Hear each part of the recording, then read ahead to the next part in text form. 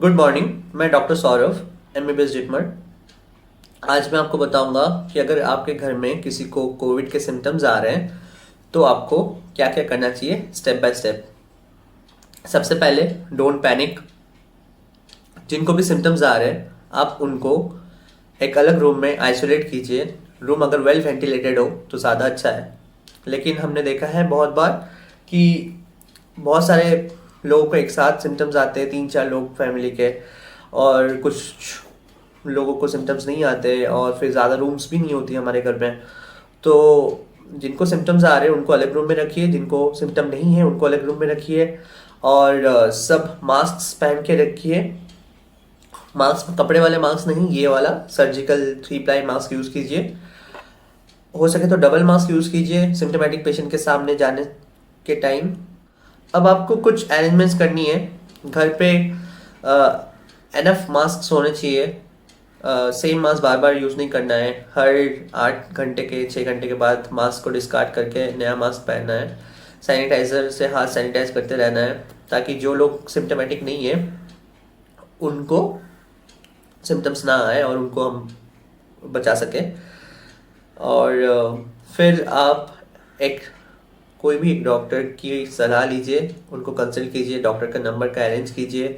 Tele consultant services से उनको phone कीजिए, उनको बताएं कि घर में क्या हो रहा है।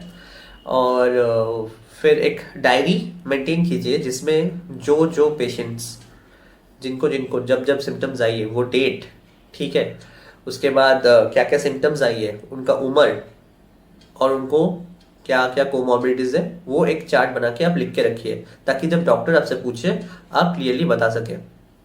पल्स ऑक्सीमीटर से हम पेशेंट का ऑक्सीजन सैचुरेशन मेजर कर सकते हैं, जिसे SpO2 बोलते हैं।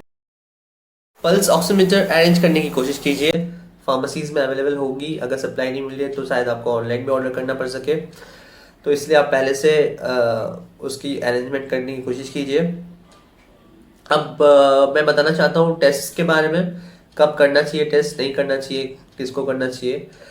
तो देखिए, RT-PCR टेस्ट जो है वो कंफर्मेटरी मानी जाती है। तो ये टेस्ट से ट्रीटमेंट में कोई चेंज नहीं होता, ट्रीटमेंट हम वैसे ही करेंगे। टेस्ट इसलिए हम करने बोलते हैं क्योंकि अगर पेशेंट को बाय चांस सीवियर डिजीज हो गया या मॉडरेट हो गया या हॉस्पिटल एडमिशन की ज़रूरत पड़ गई तो वो वहाँ पे हॉस्पिटल एडमिशन के लिए या फिर ऑक्सीजन सिलेंडर्स के लिए टेस्ट रिपोर्ट मांग रहे हैं।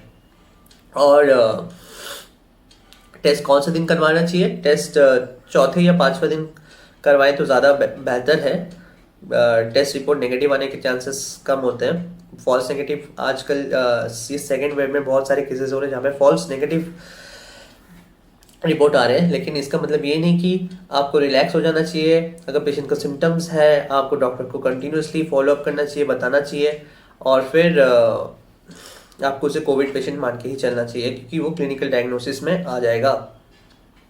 उसके ऐसा भी होता है कि RT-PCR के किट्स अभी नहीं मिल रहे, लोग टेस्टिंग फैसिलिटीज़ अवेलेबल नहीं हो रही है। तो अगर रैपिड एंटीजन टेस्ट आपके एरिया में अवेलेबल है तो वो भी कराइए, वो भी करा सकते हैं आप, और वो भी कंफर्मेटरी मानी जाती है।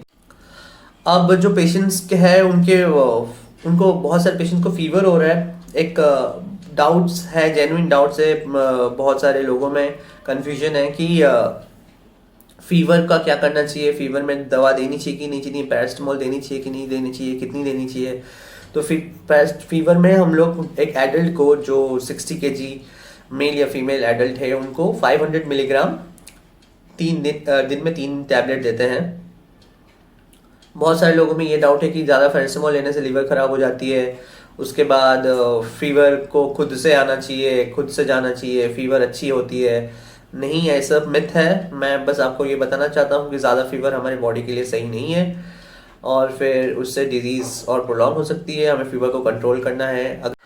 जो दवा आप घर में सेफली ले सकते हैं वो है paracetamol, vitamin C 1000 milligram, zinc 50 milligram. इसके अलावा कोई भी दवा आप अपने डॉक्टर के प्रेस्क्रिप्शन के बिना मत लीजिए।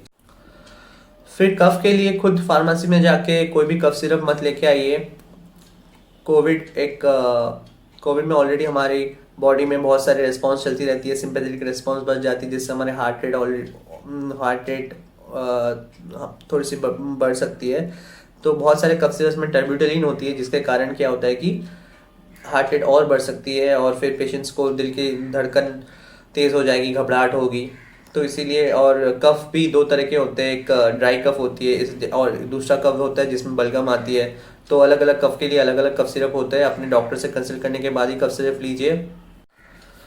एक और अरेंजमेंट आपको करना है, जो पेशेंट्स 5 दिन से ज़्यादा सिम्टमेटिक रह रहे हैं तो डॉक्टर्स उन्हें इनहेलेशनल बुदासोनाइड प्रेस्क्राइब कर रहे हैं। तो लेकिन जिन पेशेंट्स का एज ज़्यादा होता है तो उनको समझ में नहीं आता कि पफ कैसे लगता है, मीटर डोज इनहेलर कैसे रहते हैं, तो उनको टेली कंसल्टेशन में समझाना मुश्किल हो जाता है। तो डॉक्टर्स नेबुलाइजेशन के लिए बोल देते हैं। तो अगर एक नेबुलाइजेशन का अरेंजमेंट आप पहले से पता करके रखें कि कहाँ मिलेगा, कब मिलेगा, तो वो जब ज़रूरत पड़ेगी तो आपको दिक्कत नहीं होगी। फिर स्टीम इनहेलेशन के लिए एक सिंपल सा मशीन आता है जो 200-300 रुपीज़ में आपको नियर बाय फार्मेसीज में मिल जाएंगी। अगर आप वो नहीं लेना चाहते हैं तो अगर यहाँ नहीं मिलता है तो आप ऐसे ही गर्म पानी में गैस में भी या फिर टॉवल डाल के स्टीम ले सकते हैं। स्टीम दिन में 2 बार 3 बार लेना हेल्पफुल होगा उन पेशेंट्स में जिनको नेशनल ब्लॉक हो रहा है और फिर कंजेशन हो रही है। कुछ ब्लड टेस्ट के बारे में मुझे आपको बताना था कि आपके डॉक्टर कुछ पेशेंट्स जिनमें वार्निंग साइंस दिख रहे हैं, जो हाई रिस्क पेशेंट्स है। अब वार्निंग साइंस क्या होते हैं, हाई रिस्क पेशेंट्स क्या होते हैं, वो डिटेल्स में मैं नेक्स्ट वीडियो में आपको बता दूंगा। उन पेशेंट्स के लिए डॉक्टर कुछ ब्लड टेस्ट बोल सकते हैं। तो आप नियर बाई जो लैब्स है उनमें पूछ लीजिए कि कंप्लीट ब्लड काउंट, उसके बाद CRP, डी डाइमर, ये सब टेस्ट हो रहे कि नहीं हो रहे हैं, और अगर हो भी रहे तो कितना टाइम लगेगा, क्योंकि लैब्स ओवरवर्कड है, टाइम पे रिपोर्ट नहीं दे पा रहे। तो ये सब पहले से अरेंज करके रखिए ताकि आपके डॉक्टर से जब बात हो, वो जब ये सब चीज़ें आपसे पूछे, आप तुरंत सब कुछ उनको बता सके, ट्रीटमेंट में कोई डिले ना हो।